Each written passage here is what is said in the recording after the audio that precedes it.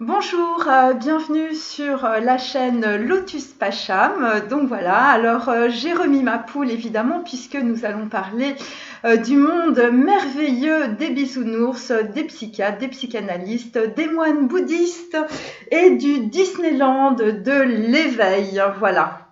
Donc évidemment, moi je ne suis qu'une poule, hein, c'est-à-dire que je n'ai pas de cerveau, donc je vais pouvoir vous dire énormément de choses extrêmement intéressantes sur justement ce monde passionnant des psychiatres, des psychanalystes et des gens qui se prennent pour le pic de la mirandole.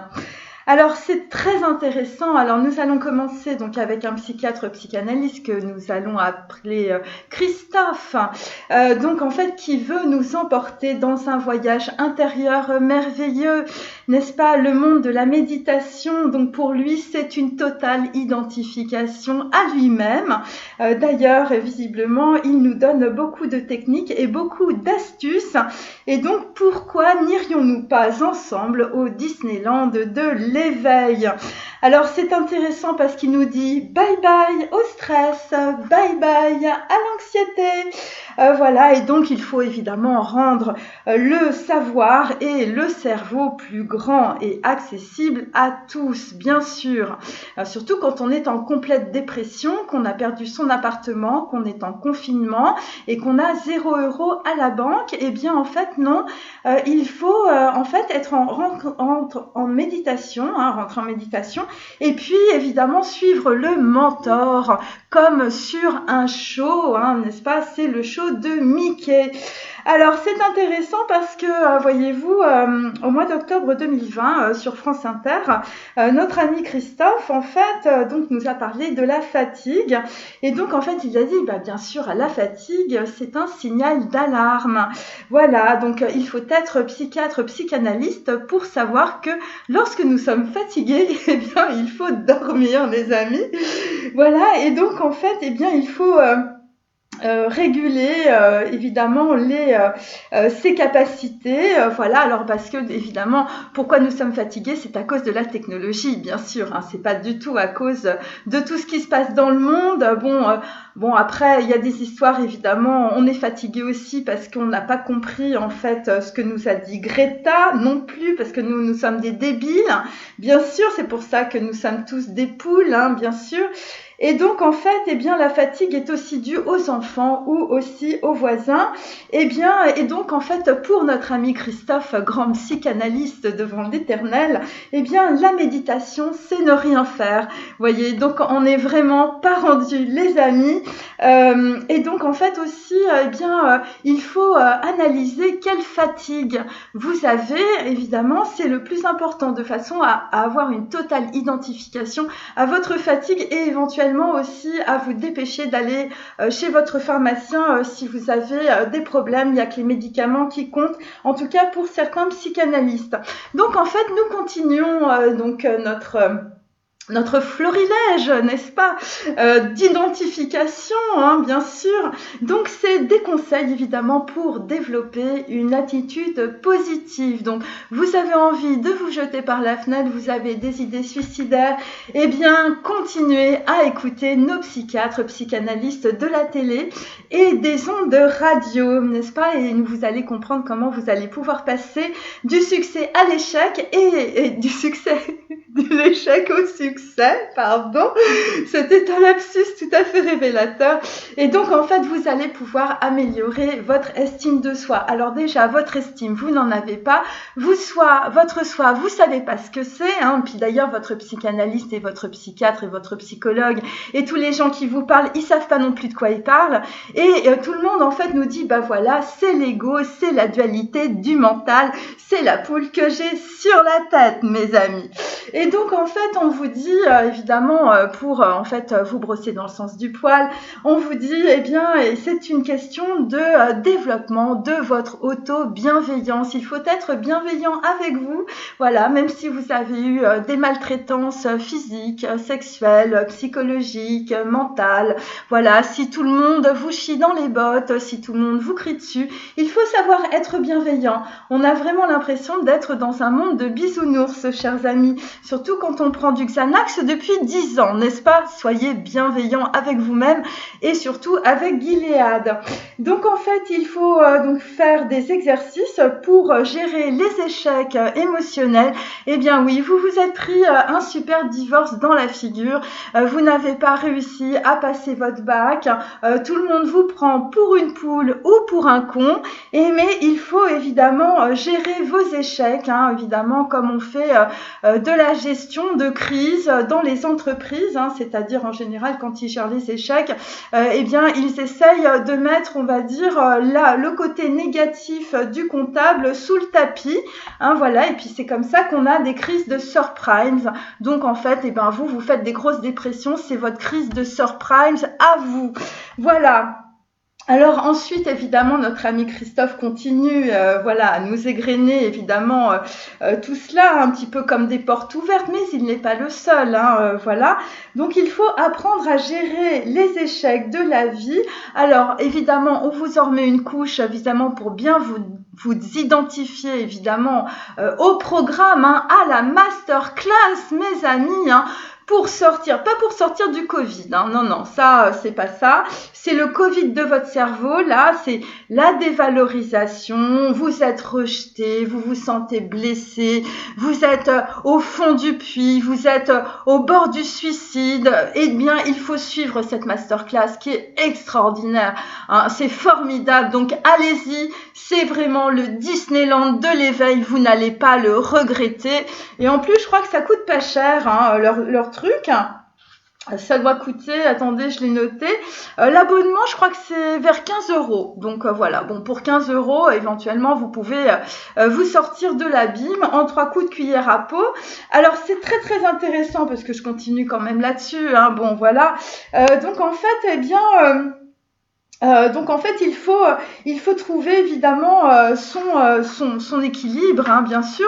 Il faut profiter, on va dire, d'un savoir exclusif. Vous voyez, c'est un petit peu comme les célébrités. Mais bon, les nanas, elles nous expliquaient comment on faisait des nails et éventuellement comment on pouvait se poudrer en fait et être moins moche. Ok, bon, ça mangeait pas de pain. Si vous baviez un peu sur votre rouge à lèvres, ça allait pas quand même vous traumatiser toute la vie. Vous voyez, encore que c'est possible.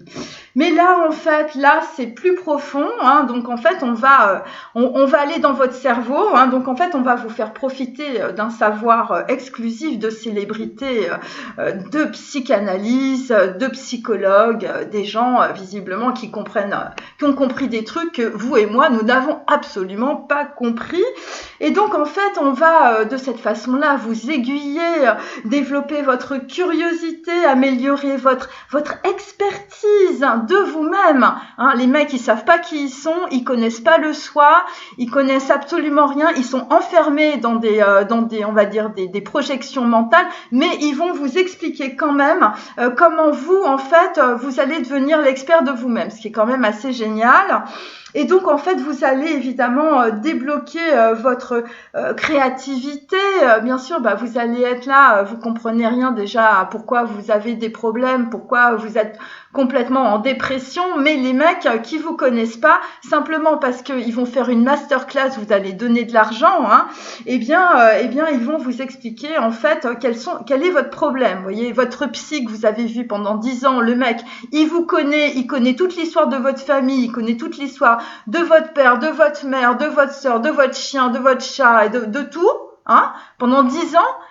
Et lui, il n'a pas réussi, mais le mec, en fait, avec sa masterclass de vidéos à 2 balles, hein, à 15 € l'abonnement, hein, voilà, eh bien, il va vous expliquer, évidemment, des choses que vous n'avez pas découvert sur vous-même. Donc, c'est quand même assez super.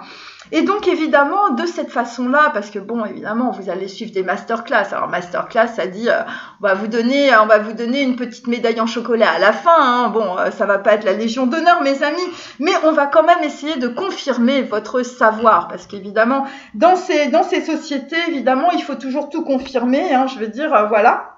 Bon, j'ai toujours mes pieds dans le terreau, hein, mes amis. Hein. à défaut d'avoir la tête, bon bref. Et donc en fait, eh bien, donc vous allez aller à la découverte de nouvelles disciplines. Alors ce qui est quand même assez génial, c'est quand même depuis Schopenhauer, les mecs ils sont quand même allés choper toutes les histoires et tout le savoir en fait des yogis, mine de rien. Bon, sauf que les types, ils n'ont pas compris que le yoga c'était pas juste bouger les jambes et que la méditation c'était pas juste s'asseoir par terre, vous voyez. Donc c'est quand même ça qui est drôle. Et donc en fait à la fin de la super masterclass de la mort, hein, je veux dire, bon, moi je l'ai pas faite, mais si je l'ai faite, c'est pas une poule que j'aurai sur la tête, c'est carrément tout un poulailler. Eh bien en fait on va vous demander si évidemment vous êtes satisfait, hein, bien sûr. Donc voilà. Donc voilà, et vous avez aussi la possibilité d'offrir un abonnement à un proche, c'est-à-dire que si vous, votre cerveau, il part en sucette, c'est bien parce que votre copain aussi ou votre copine, elle va pouvoir avoir le cerveau qui va partir en lambeaux en même temps. Donc voilà, bah écoutez, voilà, ça c'est les psychiatres, voilà, donc c'est comme ça que vous allez faire des progrès psychologiques. Moi je trouve ça assez raide, hein, mine de rien. Voilà. Alors c'est assez rigolo aussi parce que bon bah là on a compris que on est dans une société de consommation, donc on a déjà fait plein de vidéos, je veux dire comment mettre son rouge à lèvres, comment se maquiller, comment se faire des tresses, vous voyez, je vais peut-être faire un truc comme ça moi aussi, hein, voilà, ou comment devenir une poule, hein, c'est possible, hein. Bienvenue sur ma capsule. Et donc en fait ce dont on se rend compte et ce qui est un petit peu désolant évidemment, c'est que le côté on va dire psychologique, je veux dire quand on parle de bienveillance, quand on parle évidemment de s'améliorer, et bien évidemment ça rentre pas dans un discours évidemment de consumérisme, hein, et donc ces personnes-là ont un petit peu oublié ça. Voilà, bon après tout le monde fait pareil, hein, voilà. Et donc en fait, grâce à Christophe, vous allez avoir un super instructeur, super connu, une célébrité, c'est formidable, et vous allez pouvoir évidemment aller vers la pleine conscience, hein. Alors déjà, je veux dire, je vous ai expliqué que c'était quand même pas adapté à notre société, hein, vu qu'on est dans le consumérisme. Donc les mecs, en fait, ils défoncent des portes ouvertes, hein, c'est assez clair. Voilà. Bon, après, on peut toujours faire ça, enfin, je veux dire, mais bon, c'est quand même super light, hein. C'est un petit peu comme si on prenait une petite barre, c'est une petite barre de Kit Kat, là, je veux dire, entre la poire et le fromage, on se fait un petit trip psycho, voilà, avec notre ami Christophe, hein, parce que lui, il s'est fait un trip en Inde, visiblement, il est allé dans un ashram, et puis il est revenu, avec tout ce qu'il a pu glaner autour de lui, et puis comme ça, avec ça, eh bien, il fait des livres, le Christophe.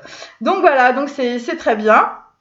Alors, bravo, j'encourage tout le monde, hein, voilà. Donc alors, il y a un truc quand même qu'il faut dire, hein, je veux dire, le parcours d'éveil, c'est quand même pas Disneyland, hein. Voilà, c'est quand même bon. Puis en plus, là, il y a quand même du lourd, hein. Je veux dire, il y a 20% de gens qui ont envie de passer par la fenêtre en ce moment à cause du Covid, et puis parce qu'on leur a fermé les restaurants, et puis les gens, ils peuvent plus se faire des apéros tranquilles. Vous voyez, donc là, c'est quand même pas. Voilà, il faut pas être léger quand même là-dedans. Bon, et moi ce que je vois en fait, c'est que c'est super light. C'est-à-dire que c'est pas avec ça, c'est pas en disant à quelqu'un tu vas t'asseoir, voilà, t'es complètement en dépression, t'as envie de t'ouvrir les veines, et le mec il va lui dire bah tu vas t'asseoir et puis tu fais le vide. Mais tu fais le vide de quoi?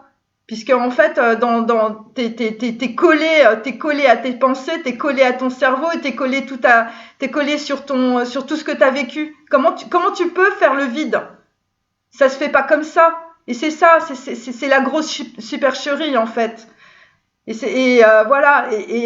Pourquoi les mecs en Inde, ils font ça c'est un parcours. Alors le mec, il vous dit ouais, c'est un voyage et tout, tu vois, c'est un voyage organisé, c'est le Club Med.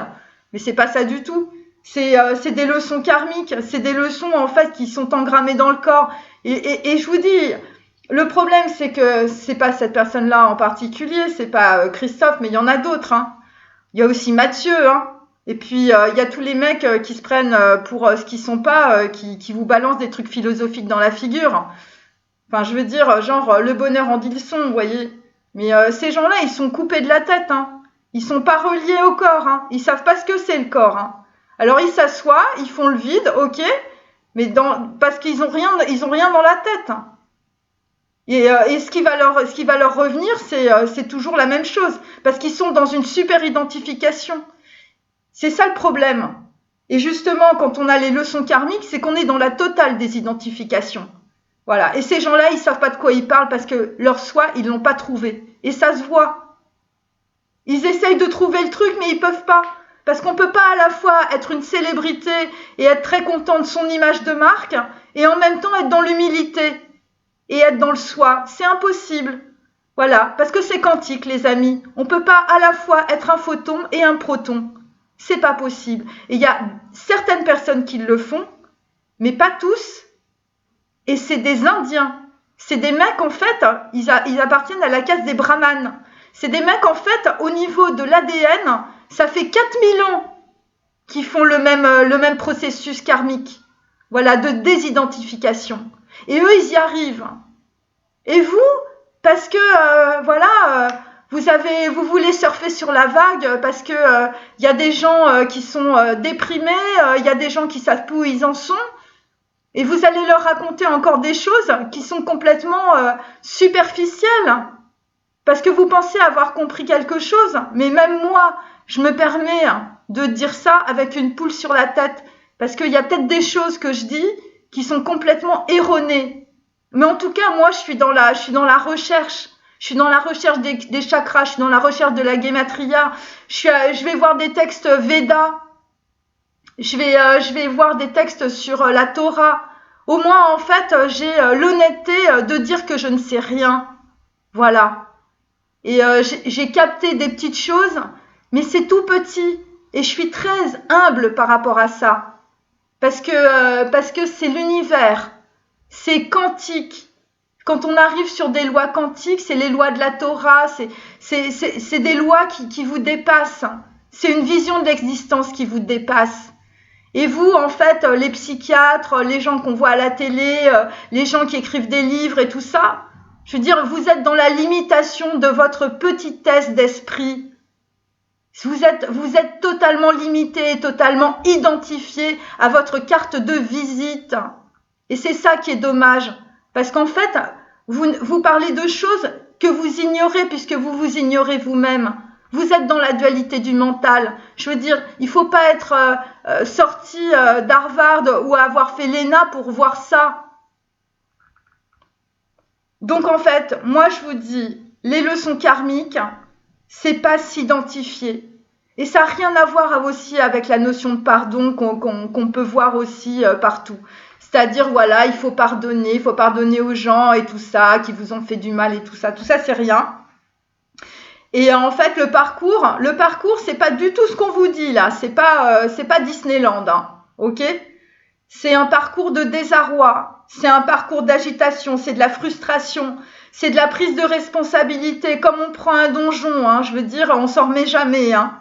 C'est du changement, c'est avoir des intentions, mais les intentions, en fait, c'est des rituels. Voilà, le rituel, c'est l'enveloppe de la vraie foi. C'est pas moi qui le dis, c'est Lao Tzu et c'est Confucius. Et je veux dire, c'est des gens qu'on écoute depuis des siècles. C'est pas Christophe ou Mathieu. Ok? Donc à un moment donné, ces gens-là, il ferait mieux de se regarder. Parce que, voilà, moi je me regarde, je sais que je suis ridicule par rapport à ce que je dis. Mais au moins, je me mets une poule sur la tête. Voilà, pour pas qu'on s'identifie à moi. Parce que je suis dans la désidentification. Je veux pas que les gens s'identifient à moi. Et je veux pouvoir avoir la liberté de dire ce que je pense. Voilà. Ce que la poule qui est au-dessus de ma tête pense réellement. Et donc, en fait, qu'est-ce qu'on voit aussi? C'est qu'on voit, en fait, que ces personnes-là vous mettent dans la dualité du mental. C'est des discours qui sont complètement, je veux dire, limités, limitants, qui n'ont rien à voir, en fait, avec du développement ou de la surconscience. Ces gens-là, ils sont pas dans la conscience, ils sont dans la matérialité. Je veux dire, ils sont dans leur image, ils sont dans leur communication, ils vendent des livres. Voilà, c'est juste leur trip. Voilà, et je vous dis, vous êtes dans la limitation. Et en fait, quand vous parlez de conscience, de prise de conscience, c'est quand on passe justement sur des choses qui ne sont pas limitées.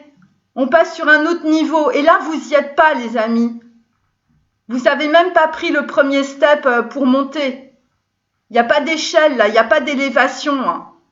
Vous êtes en train juste de refaire un discours qui est complètement creux. Et donc, en fait, bon, bah écoutez, en tout cas, moi, j'écoute ces gens 5 minutes et puis je passe à autre chose, ok parce que le parcours d'éveil, je vous dis, c'est pas les bisounours, c'est pas genre ah oui, on vous a fait mal, écoutez ma masterclass et puis ça ira mieux. Voilà, je veux dire, ok, vous êtes un être humain, vous avez besoin de personne, il faut prendre vos responsabilités, il faut que vous puissiez réfléchir par vous-même, ne pas vous laisser embarquer avec des gens comme ça, des gens qui n'y connaissent rien. Je veux dire, il faut prendre des livres, il faut ouvrir des choses qui sont intéressantes, qui sont intelligentes. Des gens qui ont écrit des trucs, mais il y a genre 400 ans, 200 ans, même il y a 100 ans. Je veux dire, moi par exemple, je me suis intéressée à Ramana Maharshi. Donc voilà, en fait, ce monsieur, en fait, donc c'est un yogi de la caste des brahmanes, et donc en fait c'est une personne en fait qui a développé le yoga de la connaissance, et c'est le yoga de la non-dualité. Voilà. Et donc en fait, voilà, donc en fait ça remonte au Veda, ça a été enseigné par Krishna. Voilà, le Veda, c'est une vision de la connaissance qui est révélée en fait par l'audition. Donc voilà, et en fait ça s'appelle, alors attendez, je l'ai marqué, ça s'appelle Shruti en indien. Voilà. Donc voilà, donc c'est par l'audition que la connaissance elle est révélée, elle est transmise oralement par les brahmanes. Alors c'est super intéressant parce que dans la Torah, en fait, c'est la même chose. Vous avez des raves qui vous transmettent en fait la Torah oralement. Pourquoi c'est oral? Parce que quand vous parlez, en fait, vous émettez en fait des sons, des ondes, et en fait ça s'engramme directement en vous-même. Et c'est aussi ça qui peut vous guérir. Il y a plein de choses comme ça, mais c'est certainement pas des gens qui ont un discours creux, qui ont même pas en fait eu je veux dire, de révélation de leur intériorité. Je veux dire, ça se voit, ça sent il y a pas de parfum, vous voyez. Même à travers une vidéo, en fait, on peut sentir ça. Donc voilà. Alors, je voulais quand même ouais, parce que évidemment, je vais pas parler de Ramana Maharshi à côté de Christophe et de Mathieu, mais j'en parlerai dans une deuxième vidéo. Voilà, je vous expliquerai ce que c'est l'état de moksha, la libération en fait du cycle des réincarnations, et donc en fait des personnes qui sont capables de rayonner dans le silence. Parce qu'évidemment, le silence, c'est pas du vide. Mais Mathieu et Christophe, malheureusement, eux, ils sont dans le vide. En tout cas, ils sont passés à côté. Donc, en fait, là, alors c'était intéressant parce que je suis tombée sur une vidéo. Donc, c'était méditation et confinement. Donc voilà, donc c'est présenté évidemment de façon très intelligente, un expert en méditation, hein, chers amis. Alors je vous explique quand même que maintenant les psychiatres et les psychanalystes sont des experts en méditation. Donc déjà là au niveau de la sémantique, il y a un truc qui déconne, hein. Donc à un moment donné, enfin je veux dire les journalistes, renseignez-vous, hein, parce que bon, la méditation et la psychanalyse, c'est juste l'opposé, hein. La psychanalyse, c'est un système fermé en fait, où en fait on analyse en fait une pensée récurrente fermée, ok. Et la méditation, c'est autre chose. C'est quand on passe sur un plan quantique. Voilà, c'est pas un plan physique, hein, mes amis. Hein. On n'est pas dans la dualité du mental, hein, on n'est pas dans l'ego. Hein. On est sur un autre plan, on est justement sur l'unification de l'intellect et quelque chose en fait qui est une expérience quantique. Qui ne fait pas partie du plan physique. Donc là déjà, on a des petits problèmes. Donc en fait, on nous dit, alors c'est intéressant, notre expert en méditation nous dit que en fait, on est sur voilà, on est sur la peur. Alors évidemment, confinement, voilà, c'est la peur et tout ça. Donc voilà, la conséquence évidemment de votre peur, c'est parce que vous êtes très égoïste ou parce que en fait vous repliez sur vous-même. Alors il y a d'autres manières aussi. Il y a d'autres personnes évidemment. Bah, vous êtes dans la peur parce que vous pouvez être éventuellement dans la sagesse et la prudence. Donc vous êtes dans la peur. Voilà. Alors il y a un truc assez intéressant si vous voulez. C'est déjà, enfin je veux dire, quand on fait de la méditation. Bah justement, en fait, les yogis ils vous disent que bah, il faut vous désidentifier de la peur. Parce que sinon, vous pouvez pas y arriver, ça bloque tout, la peur. Et quand on est dans la peur c'est quoi? C'est des criminels intérieurs. Donc en fait, on est dans la dualité du mental. Donc en fait, on n'est pas dans la méditation, les amis. D'accord? Mais par contre, on est bien avec les psychanalystes qui ne font que nous faire tourner la peur dans le cerveau. Voilà. Parce que plus on est dans la dualité du mental, plus on monte dans les tours. Hein, et on n'est surtout pas dans l'unification de nous-mêmes et on n'est surtout pas sur la désidentification en fait de ce qui vous est arrivé dans le passé. Voyez. Et c'est pour ça qu'en fait on vous maintient dans un système de croyances complètement erroné et dans la dualité du mental. Donc voilà, là on est bien chez Freud, on est bien chez les psychanalystes, on est bien chez les femmes hystériques, hein, voilà, les poulettes. Il faut quand même comprendre que Virginia Woolf, en fait, qui était une amie de Freud, hein, de Sigmund, eh bien, elle a énormément écrit à Sigmund Freud. Virginia Woolf, en fait, avait subi, on va dire, des maltraitances sexuelles quand elle était jeune. Et donc, en fait, elle prenait Sigmund un peu comme Papa Freud. Enfin, vous voyez, voilà. Donc, en fait, elle lui a écrit énormément de lettres. Et donc, sur plusieurs années. Et qu'est-ce que ça a donné, la psychanalyse de Freud sur Virginia Woolf? Alors, pour les gens qui connaissent pas, c'est une très grande écrivain qui a écrit Promenade au phare. Voilà. Eh bien, Virginia Woolf, en fait, eh bien, s'est suicidée. Voilà. Donc voilà, ça mène à ça la psychanalyse, quand en fait on est sur l'analyse des pensées limitantes et limitées et sur les criminels intérieurs qui vous font jamais sortir en fait de la geôle du mental. Voilà, c'est exactement ça. Donc en fait là nous avons notre ami Christophe donc en plein confinement, voilà, qui nous explique que la peur est une chance et que nous ne devons pas oublier la peur. Voilà, donc le mec a peur en fait. Donc c'est vraiment intéressant. Donc après il nous parle aussi donc de la vie en couple, hein, évidemment parce que le confinement ça a fait des ravages, hein, comme je vous le dis. Et donc en fait il nous a proposé comme super idée qui tue, hein, je veux dire, les psychanalystes, je veux dire c'est des mecs, ils ont des mentales, je veux dire des mentales de dingue, hein, donc voilà, je veux dire c'est vraiment les gens ils passent leur vie dans les tours, hein, donc je veux dire, c'est l'Empire State Building, hein, leur cerveau. Hein. Eh bien, le mec, il vous explique que pendant le confinement, bah, il faut réinventer le conseil de famille. Alors voilà, dire aux gens, bah voilà, moi je suis enfermée dans mon appartement, j'ai des pensées suicidaires, en fait, je vais expliquer à ma famille ce dont j'ai besoin. Hein, donc voilà. Donc l'équivalent, c'est un peu une poule sur la tête, quoi. C'est-à-dire que ça sert à rien. Puisqu'en fait, on est toujours dans les angoisses et dans les traumatismes. Et donc, en fait, alors, les besoins, c'était très drôle. Ça m'a beaucoup plu. Vraiment, Christophe, je vous remercie infiniment. Parce que, en fait, eh bien, vous nous avez parlé du temps d'utilisation de la salle de bain. Ah, c'est très intéressant. Vraiment, j'ai trouvé ça vraiment passionnant. Et donc en fait, entre-temps, évidemment, notre ami psychanalyste spécialisé dans la méditation nous a parlé que le couple n'est pas fait pour la fusion. Donc voilà, bon bah là aussi c'est un petit peu triste, hein, évidemment. Voilà, alors que justement dans la désidentification, eh bien c'est pour aller vers la fusion, chers amis. Et visiblement, vous allez peut-être visiter l'Inde, mais c'est vraiment dans tous les temples intérieurs et extérieurs. On voit bien l'unité en fait du féminin et du masculin et on voit bien la fusion du couple. Visiblement, c'est des choses qui vous ont échappé.